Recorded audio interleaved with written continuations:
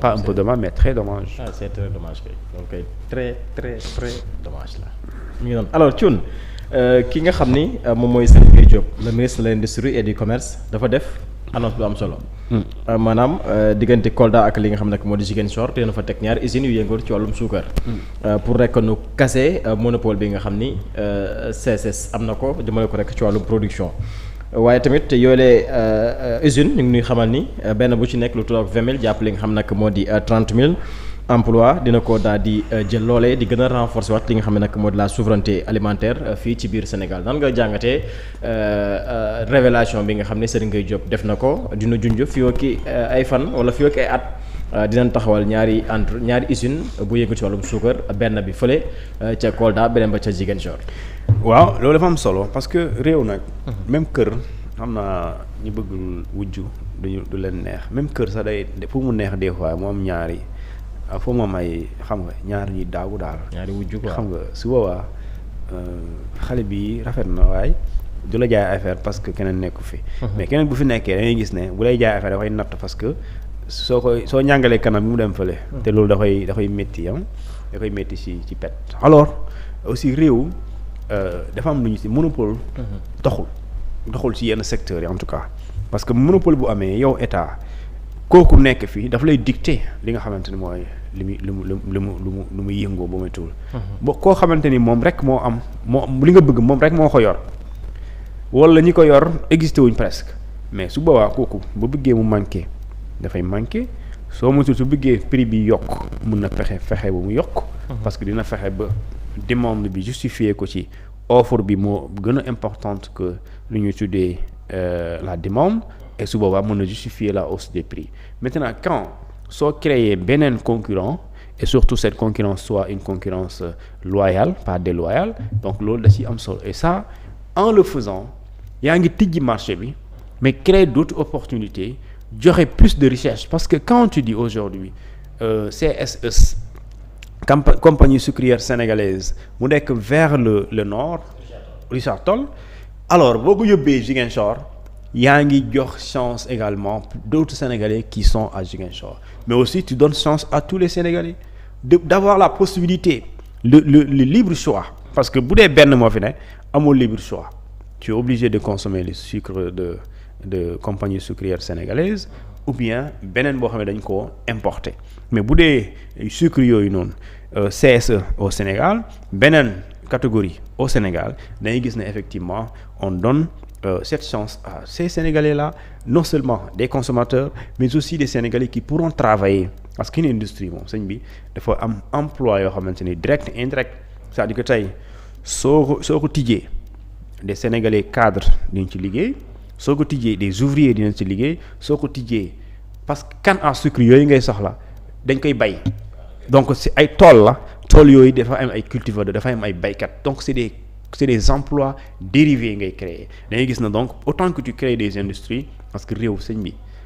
bu la kenn nax pour mu dox il faut l'industrialisation de l'agriculture fexe ba nga am lu ñu tuddee des pôles économiques wala pour territoire développement wala nga am lu ñu tuddee ay plateformes industrielles wala nga am lu ñu tuddee des usines des unités de production ou bien de transformation et su boobaa da ngay gis ne soo koy def di ko multiplier da ngay créer des richesses et tu crées des emplois et tu crées un cercle vicieux économiquement parlant et pas vicieux mais vertueux excusez-moi donc loolu et quand le ministre le fait loolu foofu lañ koy xaar moom moo yore li ñuy tuddee petites et moyennes entreprises ñooñu mu installer ko petit à petit dans ce pays ça permettra lu ñu am lu ñuy tuddee un développement économique local et gens aujourd'hui pour nga am un développement bu koom-koom bu dëgër au niveau national il faut nga fexe ba nag gox-goxaat yi ñoom tamit ñu am fu ñu téye et bu ñu téye effectivement dañuy gis ne yenn questions yi ngay régler sax ay dund bu cher ay lu ñu tuddee logement bu cher parce que quand c'est cher rek c'est parce que ñi soxla ñu bëri Dakar quand on dit le logement c'est très cher mais c'est parce que les Sénégalais qui sont dans d'autres régions sont obligés de venir à Dakar te bu ñu ñëw amuñ fi kër dañoo obligé dëkk léegi li fi am tuuti benn néeg bu ndaw ñu la 60 000 boo xamante ni sa tànk yi gars yi njool yi des fois soo tëddee nii soo moytuwul tànk bi day laal fële ñu dóor la ci benn 50 000 amuloo choix parce que boo génnee Dakar soo demee sa dëkk fële li nga am fii doo ko am tu es obligé de rester ici mais bu ñu créer ay usines ñu gis ne yow am nga Dakar un salaire de 200 000 waaye sa dëkk am nga salaire 180 te yow am nga courant am nga lu ñu tuddee électricité am nga courant am nga ndox am nga jàmm nga am salaire 180 000 te sa dëkk nga nekk sa kër mais moo gën nga ñëw Dakar am salaire 200 000 ba pare fay 60 000 mu dese la 40 000 alors que fee yaa ngi sa kër nga am salaire 180 moo gën foofu nga ñëw fii nga am salaire même 300 da ngay gis ne donc loolu c'est une manière de lutter même contre l'exode rural fixer les jeunes ou bien les populations dans leurs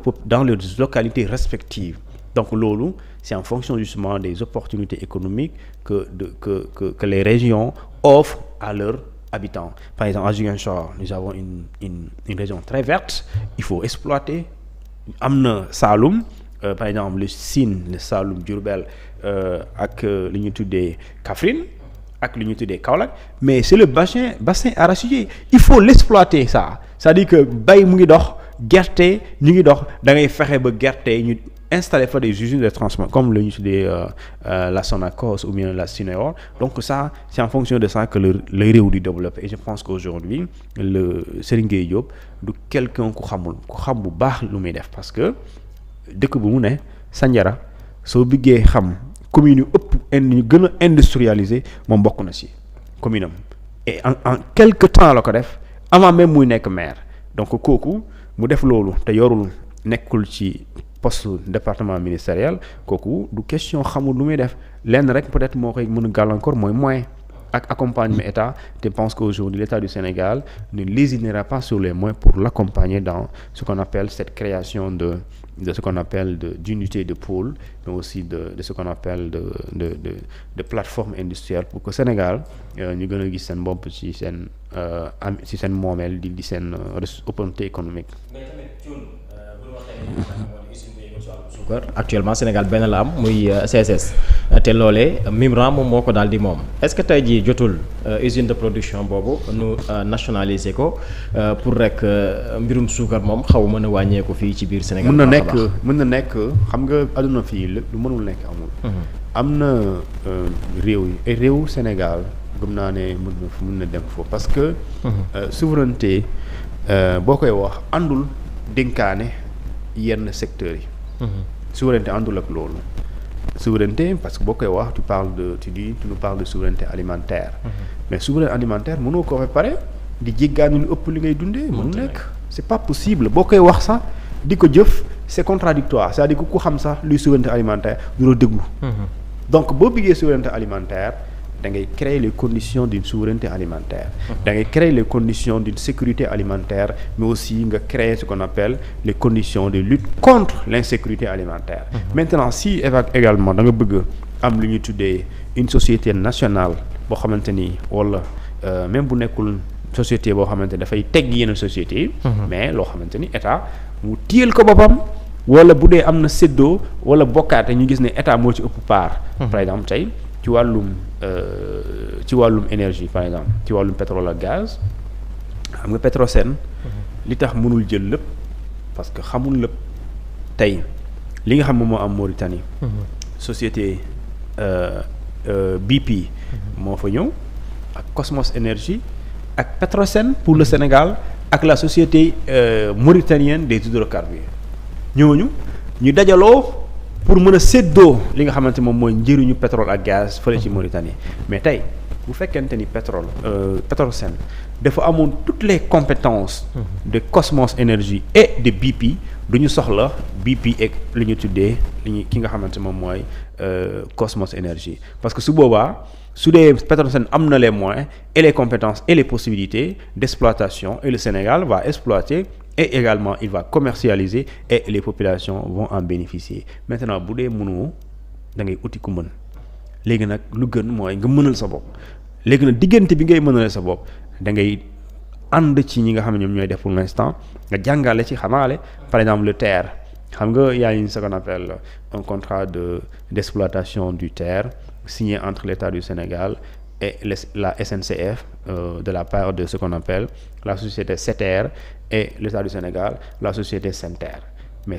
contrat d'exploitation boobu dafay am lu ñu tuddee le transfert de compétences le Sénégal signe un contrat su ma juumlee de 3 ans mais après ces 3 ans l'État du Sénégal seen doom dañuy comprendre bu ñu comprendre dañ mën nañu libérer li ñu tuddee la société contractante qui s'appelle la SETER représentant la SNCF et dans ce cas effectivement ça va permettre que la société SENTER bi nga xam ne mooy terre bi ñu koy exploiter mu nekk l'État du Sénégal et les Sénégalais vont l'exploiter da ngay gis ne donc dërëm bi du génn ci gaal gi maintenant loolu c'est pas exclu c'est bien possible mais c'est pas sevrage brusque boobu bi ngay def il faut du temps pour ça créer les conditions d'une autonomisation créer également les bases jeter les jalons également d'une industrie bi permettre effectivement mu concurrencer cette société-là qui s'appelle SCCS mais depuis longtemps nag daa mel ni yàgg na fi moom bu muy exister daa mel ni est-ce que ñun daa mel ni daa mel ni juddu man daa mel ni juddooguñu woon xamuñu ne ay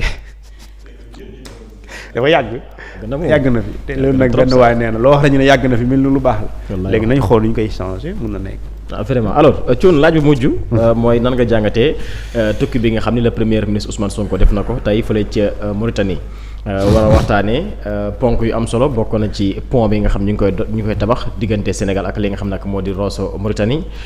benn bi mooy mbirum gaz bi nga xam ne Sénégal ak Mauritanie ñoo ko daal di bokk waaye aussi nekkin bi nga xam ni sénégalais ñu ngi koy nekk foofule ca Mauritanie tey yan leeral nga mën a indil par rapport ak visite d'amitié et travail bi nga xam ne le premier ministre mi ngi koy def foofule ca Maroc. waaw fële ca Mauritanie. xam nga ci relation diplomatique. ou coopération ñaari réew dafa am lu ñuy tuddee les relations de bon voisinage. mooy dëkkandoo jàmm ci gën et jàmm rek moo ci xaj. alors ñu gis ne Mauritanie y a une tragédie qui a traversé les deux pays qui sont à la limite frères. Les deux républiques qui sont sœurs mais c'est des faits qu'on regrette tous même des fois on n'a pas envie d'en parler mais ñu gis ne buñ ci jógee dañoo gis ne diggante bi dafay dëgër nga xamante ni Mauritanie yi amuñu problème Sénégal mais aussi sénégalais yi amuñu problème Mauritanie ñu gis ne lii dafa moo war a am jàmm moo war a continuer ñaari état yi di ko sàmm mais aussi ñu jiite état yooyu di ko sàmm donc tey li nga xamante ne la ñu bokk pétrole boobu ñu gis ne te foofu fu mu am ci yeneen réew yi xeex nañ yeneen réew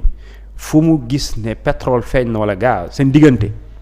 keneen ki mu ngi tappale ne maa moom suuf si mu déclaré la guerre